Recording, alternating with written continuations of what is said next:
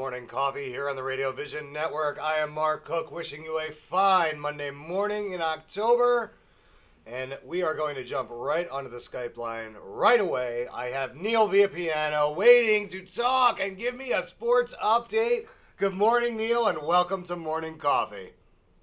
Good morning, Mark. How are you? I'm doing well. I'm fighting a cold. I think you're fighting a cold. Everybody is feeling this change of seasons, whatever you want to call it, but it's a little rough, but we're going to get through it. We got a big show coming up for everybody today, and we want to recap kind of what's going on in the world of sports real quick. So first, I should mention that you can catch Neil every Saturday on the MVP show, hosted by one Neil Villapiano, right here on the Radio Vision Network. So Neil, what do you want to talk about first? I'm thinking we should jump right into the baseball playoffs and knock that out of the way. I totally agree. And honestly, we got a little bit of interesting matchups in the wild card. As you can see in the American League wild card, you have the Toronto Blue Jays and the Baltimore Orioles, a battle of two AL East teams.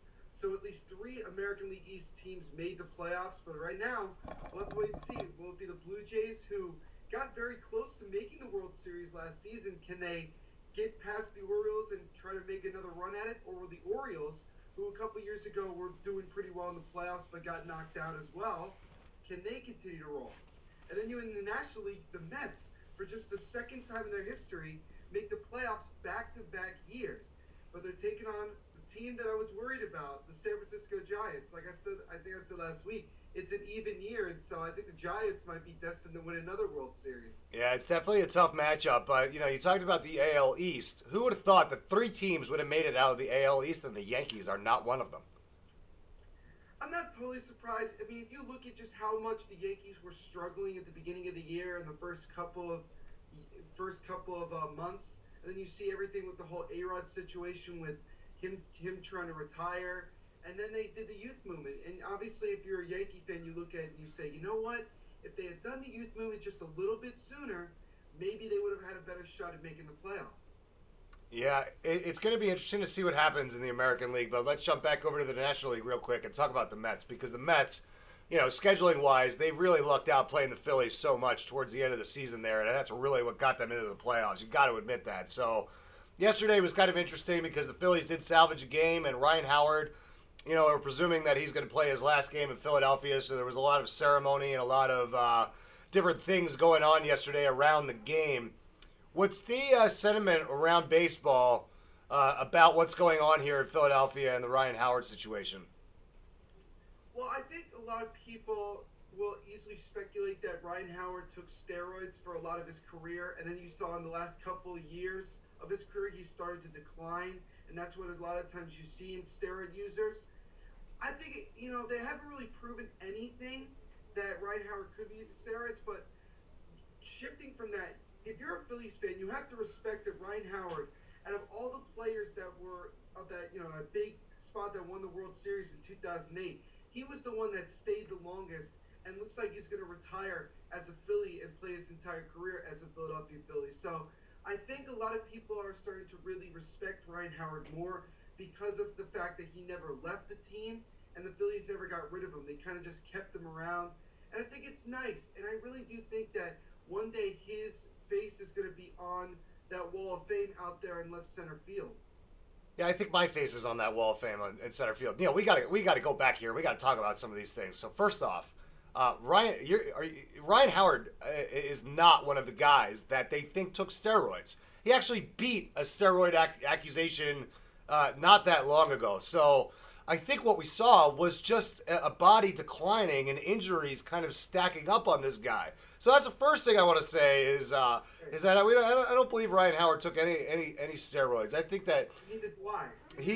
he came up at a time kind of after all of that happened. So that would have been a really silly thing to do. And then the other thing, Neil, is that I don't think he's going to retire as a Philly. I think that an American League team is going to want him to DH next year. The Phillies are going to bite some of that contract, and they're going to let him go. It was just that he's not going to play in Philadelphia. He has never said that he's ready to retire. You can say that he hit much better towards the end of this year, and he may be able to help an American League club next year. It's going to remain to be seen, but I don't think that Ryan Howard is going to retire. It's tough to see. Obviously, with a lot of these players, especially when injuries really start to hit them hard, that's when they kind of start realizing that, you know what, maybe it's time to retire. But there's a lot of players out there, and maybe Ryan Howard's one of them, who really just doesn't want to leave the game and wants to play until he really, really can't play anymore. And to quote on your point where you say American League team might pick him up, I think that's a possibility. But I think the most likely situation is that he'll probably go to a team like the Cardinals. He's from St. Louis, and I think it would be kind of nice for him to go back and finish his career in his hometown. Yeah, but the problem is that St. Louis doesn't want that backlog at first base. That's the problem. Is that unless the National League adopts the DH, I don't see him fitting in with any type of National League team. I mean, you're right. St. Louis would be a fit because that's his hometown, but I don't see him taking a spot from a young Cardinals player. They didn't make the playoffs this year. You know they're going to be really aggressive next year to try to get right back because that's how they do it in St. Louis, and it'll be interesting to see what happens with Ryan Howard. I'm a huge Ryan Howard fan, and I was making a joke there because the Phillies seem to put just somebody on the wall every year, and they have that ceremony, and I certainly was joking that I know I'm not on the wall, but guys like Mike Lieberthal are on the wall, and it's just like this thing that, yeah, of course, Ryan Howard is definitely one of the all-time great Phillies, and it's just kind of a shame how his tenure is going to end here, except for yesterday was really impressive. Between the pregame ceremonies and all that stuff. But all right, let's move on and talk about some football. They played a few games yesterday. Now I know the Eagles and Packers were off. They're off this weekend in the first weeks of the bye, and we got a big game coming up tonight with the Giants and the Vikings. But what did you want to jump into about NFL weekend here, Week 4? The only thing that I really would probably mention is that you got to give a lot of credit to the Washington Redskins. That I'll never do that.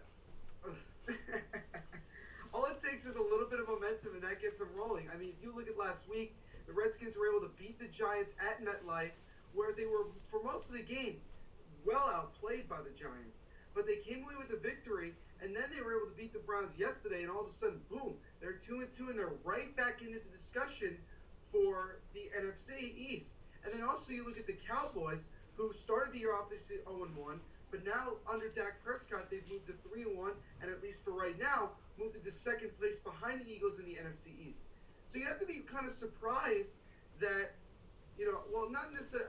I'm more or less surprised that the Cowboys are as good as they are. I thought maybe they would struggle a little bit, obviously with a rookie quarterback, but this guy Dak Prescott continues to impress me. I really am impressed by pretty much all the NFC East quarterbacks, especially these young guys with Wentz, Prescott, Cousins. They all seem to be the perfect fit almost for these teams. Well, I mean, eventually these teams have to turn the page, and Tony Romo coming back, they're going to have an issue in Dallas because Prescott, I think, is the future there, just like Wentz is the future here. It's going to be a lot of fun to watch these two teams battle it out over the next 10 years or so if these guys stay healthy and stay the leader of their team. But let's talk about, the game last night. The Steelers and the Chiefs. Now, the Steelers got pounded by the Eagles last week, but they came out last night, and they looked like a team on fire. They looked awesome last night. What happened in that game? Honestly, it was just an old-fashioned butt-whooping, if you ask me. The Steelers absolutely kicked Mo football up and throughout the entire game. Ben Roethlisberger, for only the 5th time in his career, threw five or more touchdown passes. He looked great last night. And I was actually a little surprised that it was a blowout because the Chiefs, in my opinion, are a little bit better than what they showed last night. I don't know. Maybe it was because they were playing in Pittsburgh. Maybe it's because they were a little bit intimidated by the crowd and the spotlight. But Alex Smith just did not look comfortable in the pocket. The Steelers were able to pressure him a lot, force him to make a few bad plays, turn over the ball, and the Steelers just pounced on every mistake. And there are teams just like the Steelers where you can't make those type of mistakes because if you do, they're just going to pounce on them, and that's exactly what the Steelers did last night. Well, Go ahead. Yeah, I think the Steelers had a lot to prove. A lot of people were saying that the Steelers are going to come out of the AFC, they're going to beat the Patriots and all this. So, to really solidify themselves as one of the better teams in the AFC, I think they kind of had to do that. Now, we're talking about an Andy Reid team that looked unprepared last night. That was the biggest thing in my mind was that they didn't look ready to play. You've got your primetime game on a Sunday night. You got Jamal Charles coming back, who's been out for like 10 years, it seems like. This dude's never healthy. I think that he actually screwed up the offense by coming back and not being ready to play and having to adjust the offensive game plan kind of like on the fly this week to get ready to walk into that firestorm in Pittsburgh. I don't know, Neil. I think that the chips were stacked against Andy Reid and the Kansas City Chiefs. Well, you got to go out there and you got to have the best players you can have on the team. And Jamal Charles is still a very talented player for the Chiefs.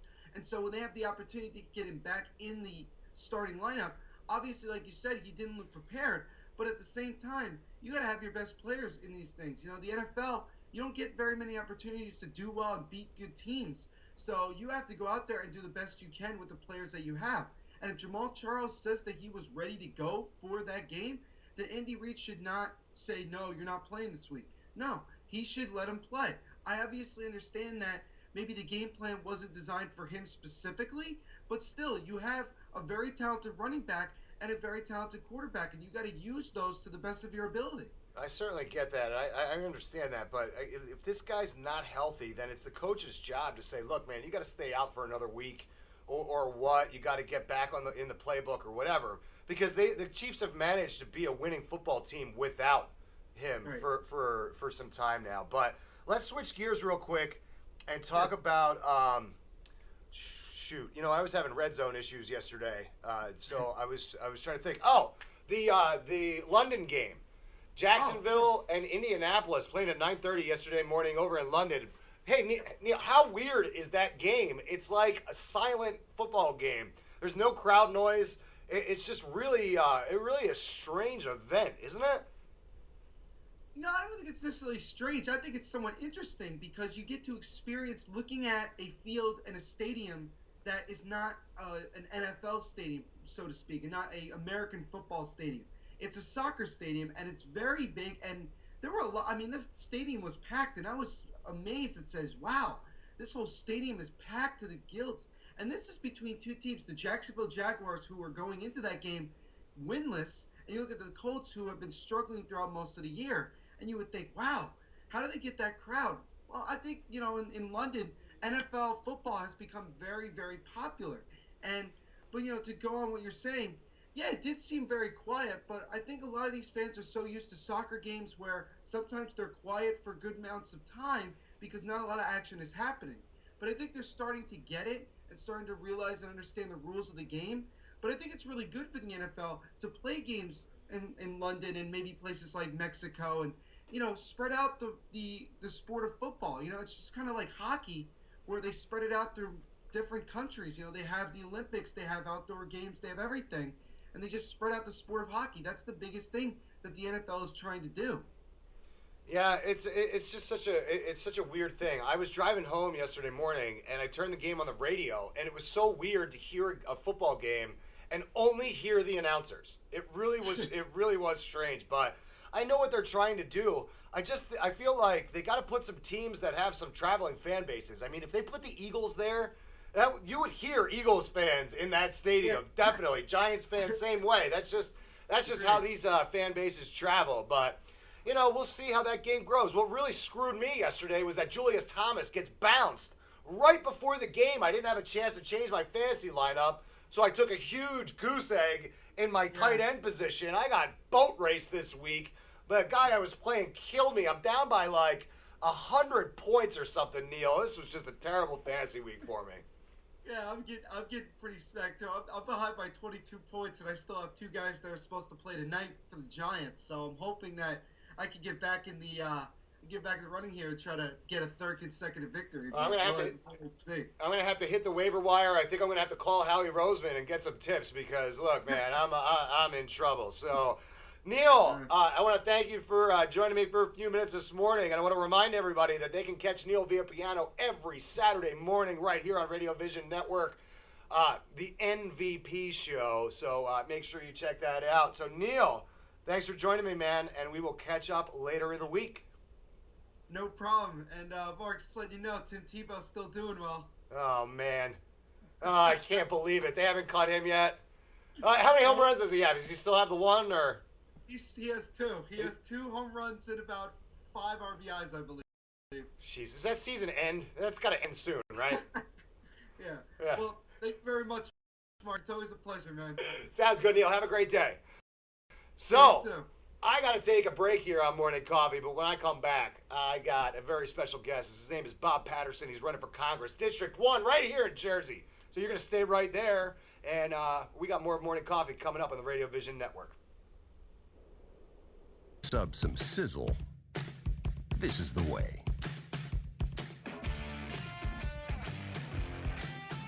The way it's always been. The way it always should be. The way it always will be. Because that's just the way it's supposed to be. Jersey Mike's. Be a sub above.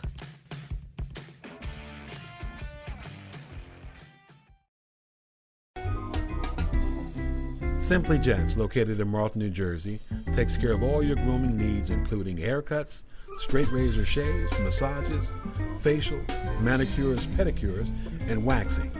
To find more information or book an appointment, visit us online at www.simplygents.com.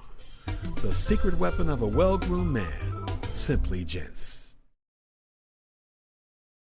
If you haven't been to Speed Raceway, what are you waiting for? You want to live fast? You want to make every second count? Then grab the family. Round up the guys. Speed Raceway is 100,000 square feet of excitement, whether you're a kid or a kid at heart. Speed Raceway is the place for endless fun all summer long. Log on to speedraceway.com or just get here now. When it's time for Jersey Mike's to make a really great sub, this is what we do. It's what we've been doing. It's what we've always done. It's what we'll always do. So what are you doing? Jersey Mike's. Be a sub above.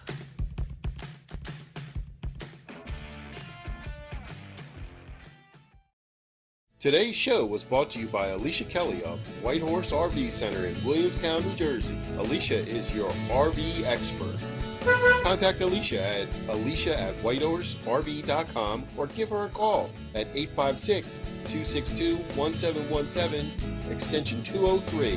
When you think of RV, think Alicia Kelly.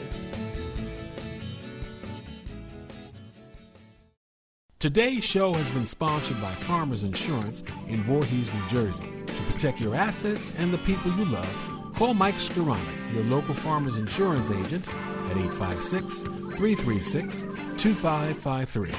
We are farmers. Bum, ba-dum, bum, bum, bum, bum.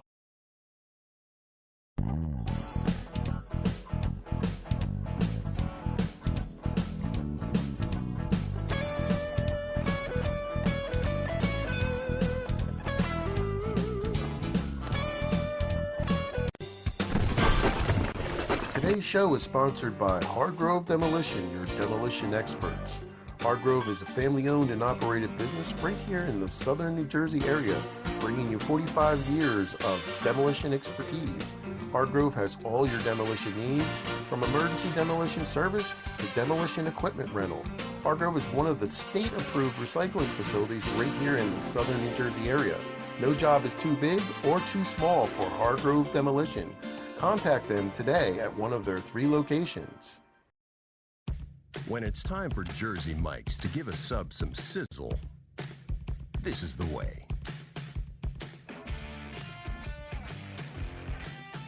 The way it's always been. The way it always should be. The way it always will be. Because that's just the way it's supposed to be. Jersey Mike's.